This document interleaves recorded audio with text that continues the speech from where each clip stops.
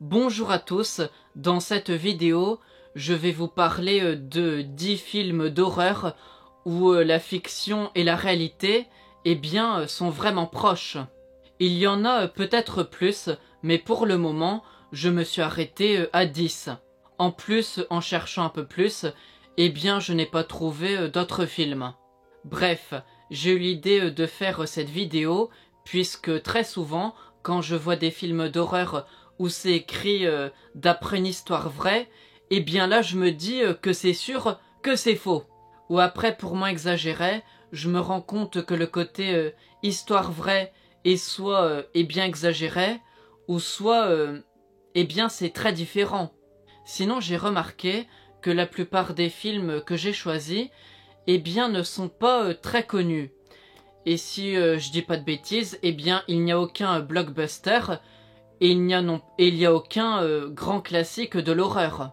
Le pire, c'est que je n'ai pas fait exprès d'éviter ce genre de film, mais c'est juste que les films d'horreur connus sont en général assez éloignés des histoires vraies.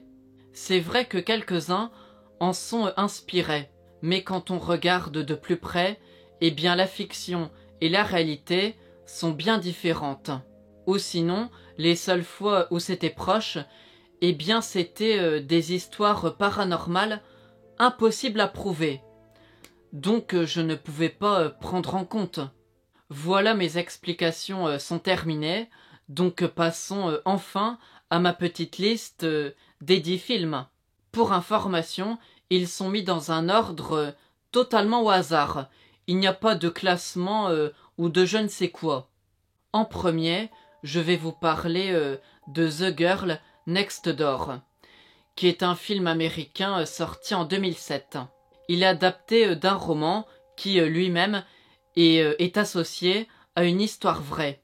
Alors dans le film, on suit une adolescente qui s'appelle Meg, et elle n'a plus de parents. Puis elle et sa sœur vont devoir vivre chez leur tante, qui a par ailleurs 3 fils. Rapidement, les 2 filles vont être maltraitées, mais les monstres vont principalement s'en prendre à Meg, que la tante déteste par-dessus tout. Donc Meg va subir de nombreuses tortures. Et en plus des 4 bourreaux habituels, des enfants du quartier vont aussi se joindre à la fête.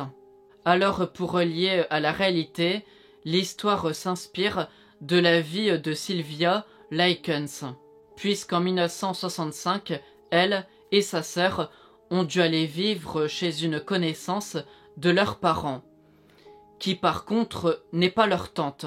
Sinon, cette horrible femme avait des enfants, mais elle en avait 7, et ce n'était pas que des garçons. Par contre, toutes les histoires de sévices et de torture, dans le film, sont très proches de la réalité, y compris les agissements incompréhensibles des enfants du quartier. Sinon, dans le film, il y a un personnage important qui s'appelle David. Et sans grande surprise, c'est un personnage qui n'a pas existé. Là, on change un peu d'univers et je vais vous parler d'Open Water, qui est un film américain réalisé en 2003. L'histoire parle d'un couple qui part en vacances. Et dans leur voyage, ils prévoient notamment de faire de la plongée sous-marine. Donc, un moment, ils partent au large avec un groupe. Ensuite vient le moment où ils font de la plongée. Mais quand le couple sort de l'eau, ils remarquent qu'ils ont été oubliés par le groupe. Donc ils restent tous les 2 seuls, perdus au milieu de l'océan. En plus, ils vont rapidement remarquer que des requins s'intéressent à eux. Donc ce film s'inspire de l'histoire de Tom et Eileen Lonergan, qui est un couple américain parti faire un long voyage en 1998. En janvier, ils partent avec un groupe faire de la plongée là où se trouve la grande barrière de corail. Mais le groupe va partir sans remarquer qu'ils ont oublié le couple. Et leur disparition sera remarqué carrément 2 jours plus tard.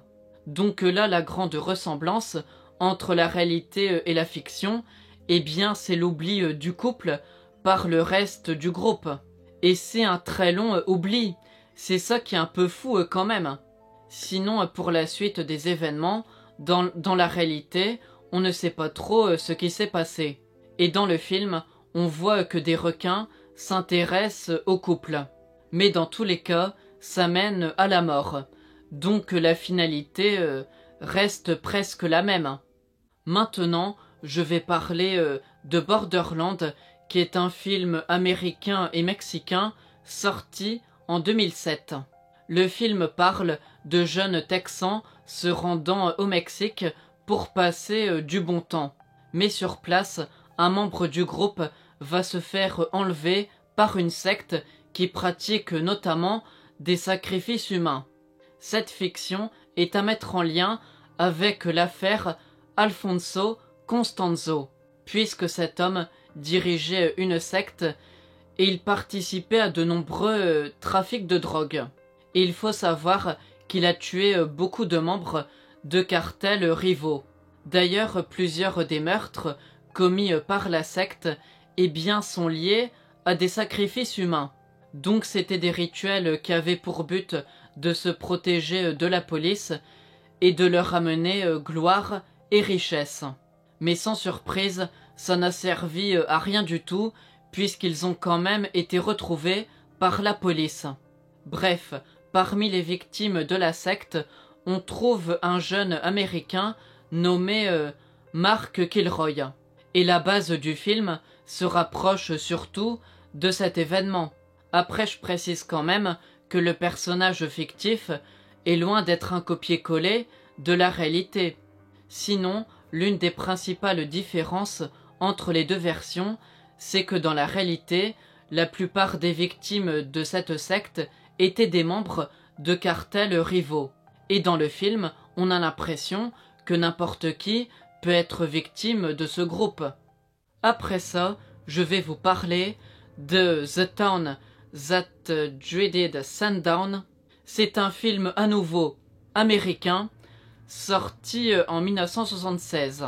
Par contre, l'histoire se passe 30 ans avant et parle d'un mystérieux tueur portant un masque en tissu blanc. Et cet homme, certaines nuits, s'attaque à des couples, que ce soit en voiture ou dans leur maison. Mais dans tous les cas, les victimes étaient isolées. Alors il faut savoir que le film s'inspire de l'affaire Texarkana Moonlight Murders, puisqu'en 1946, 4 couples ont été attaqués la nuit pendant qu'ils étaient seuls. En tout, il y a eu 5 morts, donc 2 couples entiers, plus un homme. Pour être précis, avec les témoignages des 3 survivants, eh bien on en a conclu qu'il attaquait l'homme en premier avant de s'en prendre à la femme. Sinon le tueur était un homme non identifié, portant un masque en tissu blanc. Donc, comme dans la fiction. En plus de ça, le film, comme l'histoire vraie, se passe la même année, dans la même région. Pour finir, le nombre de victimes et leurs profils sont les mêmes, bien que certains meurtres en vrai ne se sont pas passés exactement pareils que dans le film. Mais on peut dire que la finalité reste la même. Après, comme pour tous les autres films, il y a certains ajouts. Mais la ressemblance entre la fiction et la réalité est quand même terrifiante. Je voulais dire aussi qu'il existe un remake, ou plutôt un reboot de ce film qui s'éloigne un peu plus de la réalité. Mais ça reste quand même plus proche que les 3/4 des films d'épouvante qui disent s'inspirer de faits réels. À présent, on rechange encore d'univers pour parler de Primeval, qui est un film américain sorti en 2007. Encore une fois, dans le film, on suit un journaliste qui part au Burundi sur les traces d'un crocodile géant surnommé Gustave. Ce dernier est notamment connu pour avoir tué plein d'hommes. Le film s'inspire de la longue histoire d'un crocodile surnommé Gustave. C'était un crocodile du Nil, un des plus gros de son espèce, et on pouvait le distinguer avec certaines cicatrices. Sinon, comme dans le film, il a vécu au Burundi et dans certains pays voisins, puisque le fleuve et le lac, on l'a régulièrement vu, eh bien sont sur différents pays. Bref, la légende raconte qu'il aurait tué au moins 300 humains sur pas mal d'années. Bon, on imagine que ce chiffre est un peu abusé, mais n'empêche que plusieurs hommes ont quand même été tués par ce même crocodile. Ah oui, le crocodile est quand même moins féroce en vrai que dans le film, puisque sans surprise, la manière dont il attaque dans la fiction est quand même bien exagérée. Et en vrai, contrairement au film, il n'a pas tué plein d'hommes en quelques jours. Bon, en dehors de cette histoire de crocodile, l'intrigue du film reste globalement inventée. Bon, on reste encore sur des histoires de crocodiles, puisque je vais vous parler de Eaten Alive, ou le crocodile de la mort, titré en France. C'est un film américain sorti en 1976. Dans l'histoire, on suit principalement le propriétaire d'un petit hôtel miteux qui est fou et dangereux, puisque par moments, quand il est très en colère, il attaque ses clients, parfois mortellement. Donc c'est pas bien. Et en plus, il donne plusieurs fois ses victimes à manger à son crocodile. Les victimes peuvent être vivantes ou mortes à ce moment-là. Ça dépend. Croyez-le ou non, mais le film s'inspire beaucoup de l'histoire de Joe Ball, qui est fortement soupçonné d'avoir tué entre 5 et 20 femmes. En fait, des femmes qui l'ont côtoyé ont petit à petit disparu, ce qui est quand même inquiétant. Et le jour où on a voulu l'arrêter, il s'est suicidé. Donc il n'a jamais pu expliquer quoi que ce soit. Sinon, pour se rapprocher un peu du film, cet homme possédait un étang où se trouvaient 6 alligators. Et la légende raconte que les alligators auraient eu comme repas bien les corps de ces femmes, pour que le tueur s'en débarrasse. En fait, pour être plus précis, seuls 2 corps ont été retrouvés enterrés. Donc là, on est sûr qu'ils ont pas été mangés par les alligators, mais le reste, on ne sait pas.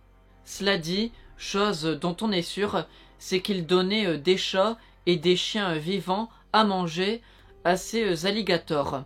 En fait, c'était une sorte de petit spectacle, et certaines personnes venaient voir ça.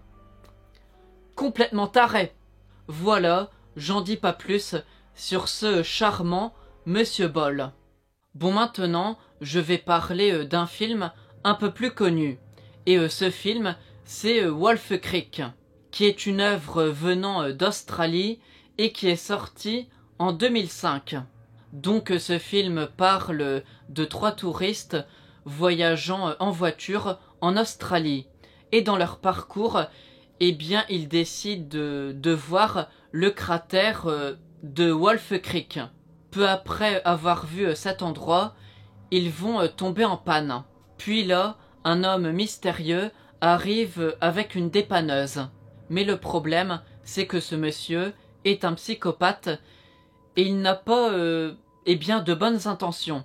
Alors pour mettre en lien avec la réalité, bien là, il y a 2 histoires. La première se déroule en 2001 et parle d'un couple de touristes venus faire du tourisme en Australie. Puis un moment, quand ils étaient seuls sur une route, un homme va les interpeller en leur disant que leur voiture avait un problème. Mais c'était un piège, puisque l'homme du couple va se faire abattre rapidement. Mais la femme a quand même réussi à s'échapper. Cela dit, les traumatismes ne s'échappent pas.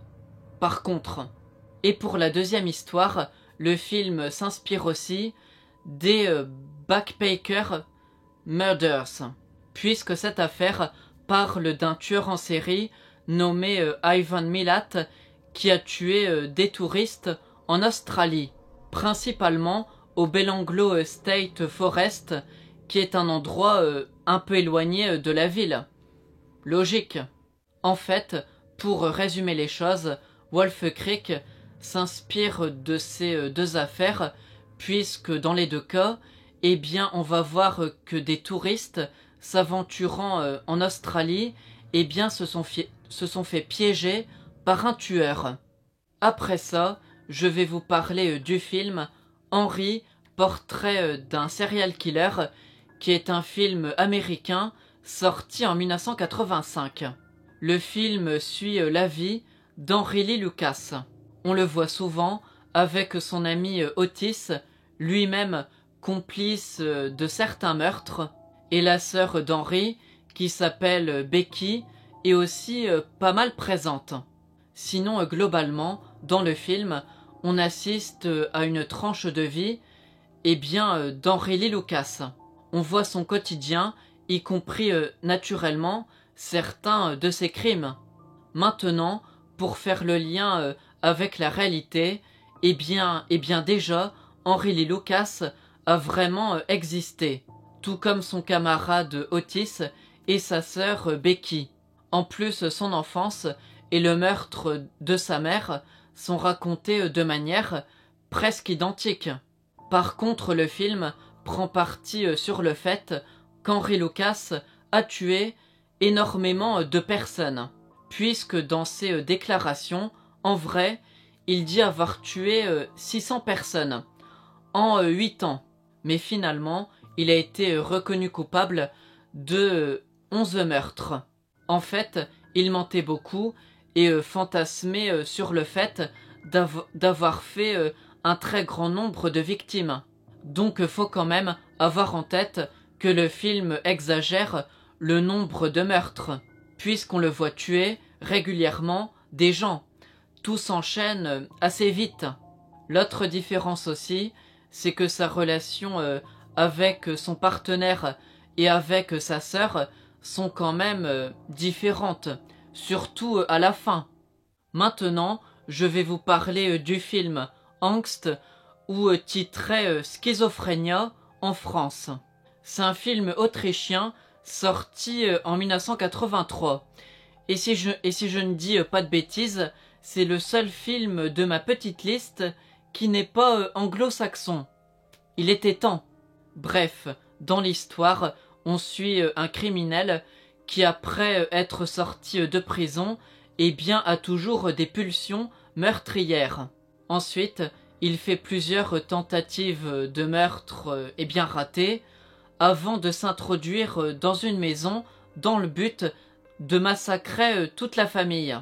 Donc le film est grandement inspiré de la vie de Werner Kniesek, puisque ce dernier a eu une enfance chaotique et il va aller jusqu'à tuer une femme.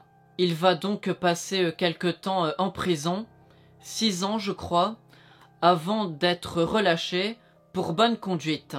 Mais peu de temps après, il va torturer et tuer une famille. Les meurtres en question étaient liés à des pulsions. Bref, le film est très proche de cette histoire, puisque le tueur a les mêmes traumas, les mêmes pulsions, et les meurtres des familles se sont déroulés de manière assez similaire. Bon, je ne dirais pas non plus que le film est un copier-coller de la réalité, mais si on enlève quelques détails, c'est quasiment pareil. On pourrait presque dire qu'il s'est passé la même chose. Pour finir, on va parler à nouveau d'un film américain qui s'appelle The Sacrament et c'est sorti en 2013. Alors dans l'histoire, on suit 3 hommes qui filment une secte dans un endroit reculé. L'un des hommes a une sœur qui fait partie de la secte, d'où l'idée de ce voyage. Bref, sur place, tous les illuminés font des louanges sur leur secte et sur leur chef. Mais bon, sans surprise, on va comprendre que l'existence de ce groupe est une mauvaise chose. Et tout ça risque de mal se terminer. Donc pour faire le lien avec la réalité, le film s'inspire de Jim Jones et de la secte qu'il a créée. Sans surprise, l'histoire des trois hommes qui partent faire un reportage sur ce groupe est inventée.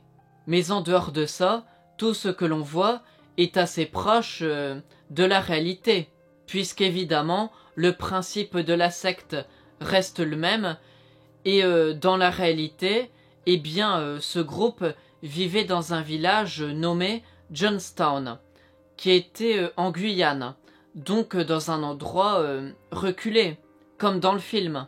Et pour finir, tout ce qui est lié au suicide collectif est assez proche. Je n'en dis pas plus. Voilà, j'ai fini ma liste des 10 films, et je ne vois pas ce que je peux dire en conclusion. Donc cette vidéo prend fin maintenant. J'espère qu'elle vous a plu, et si c'est le cas, vous pouvez mettre un pouce vers le haut et peut-être vous abonner à ma chaîne. Et pour finir, je vous dis encore une fois à la prochaine dans une prochaine vidéo, puisque je ne vois pas ce que je peux dire d'autre pour terminer.